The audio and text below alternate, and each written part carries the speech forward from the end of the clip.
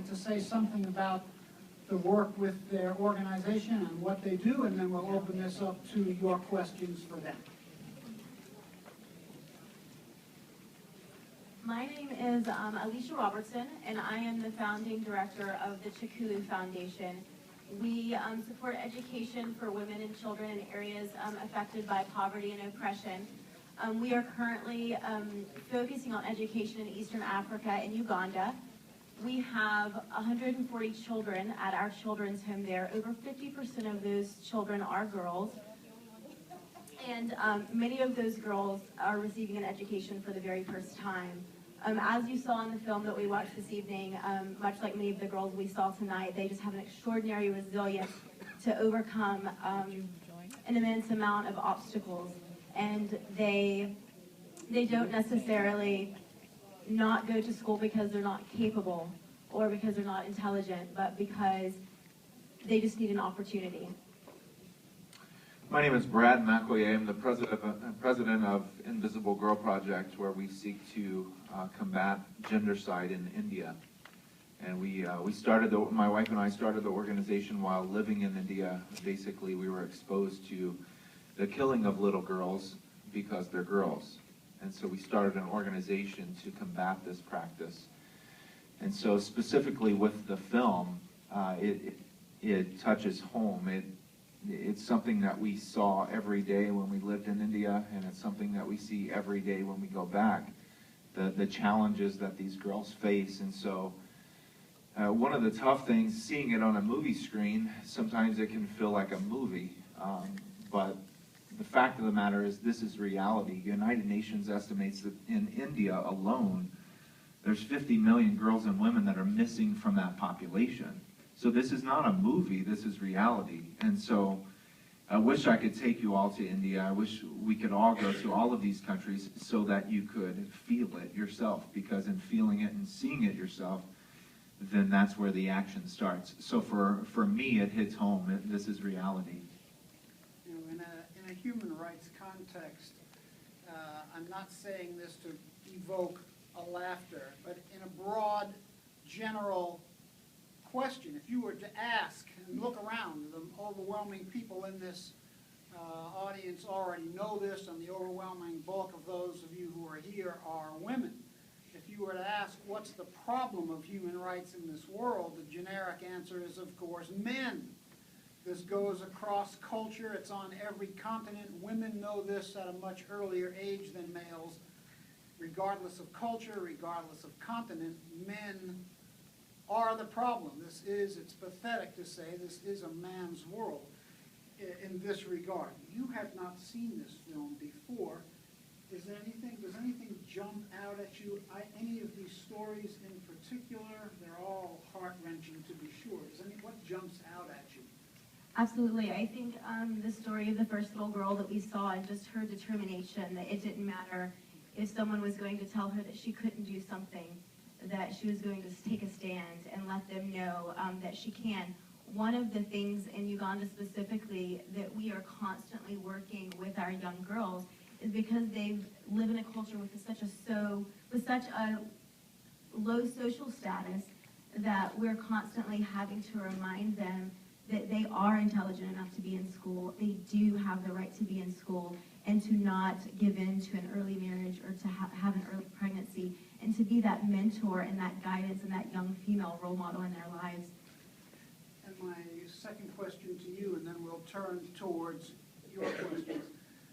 We're all going to leave here tonight and return to an evening of comfort. We're going to put our heads on our pillow and be blessed that we have what we have.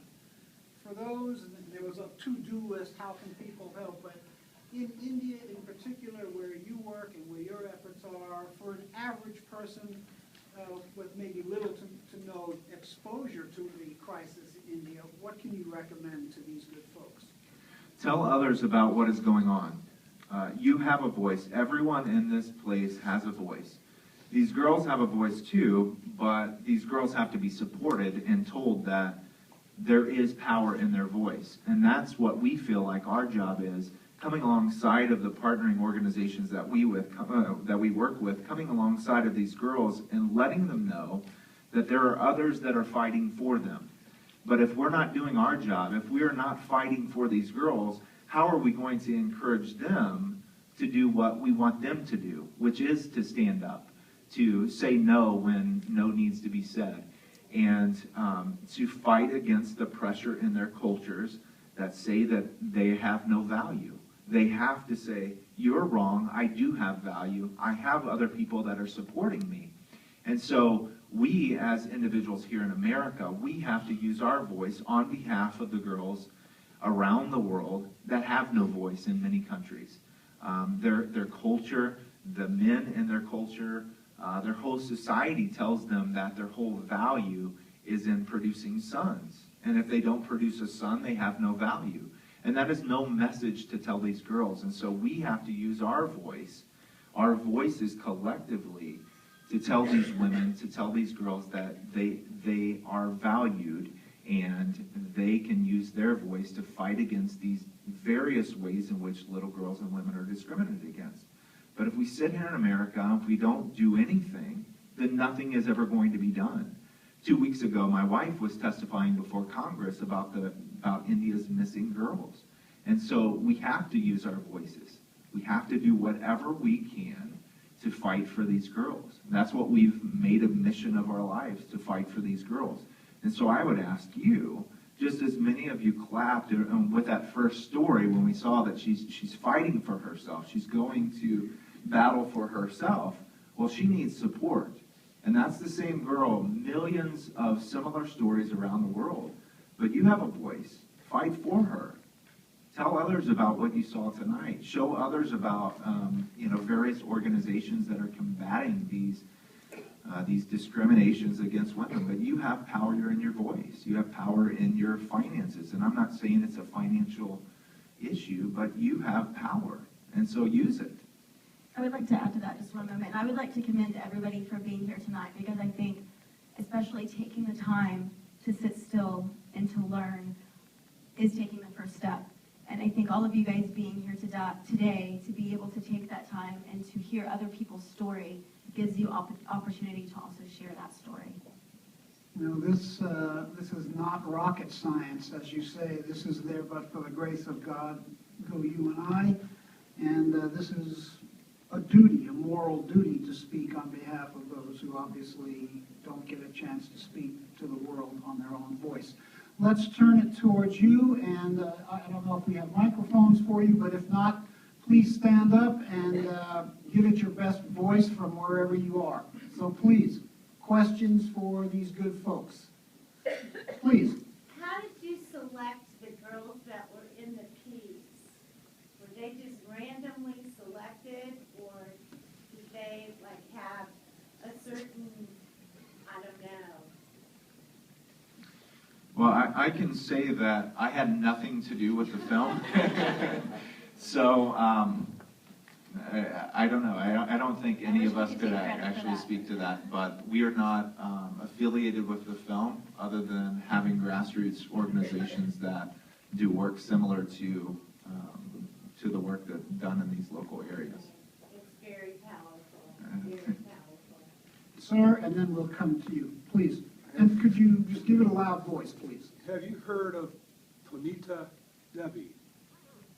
Two days ago, the Wall Street Journal published an article about this woman in India whose husband is one of the convicted rapists that were sentenced to death. She's living with the husband's parents, and they have no place for her to go. Her parents don't want her back. She has a 2-year-old son. And from the level of grassroots, 2 of the A's could be taken. The Wall Street Journal published this, so awareness has just happened. Now it's time for action. Okay.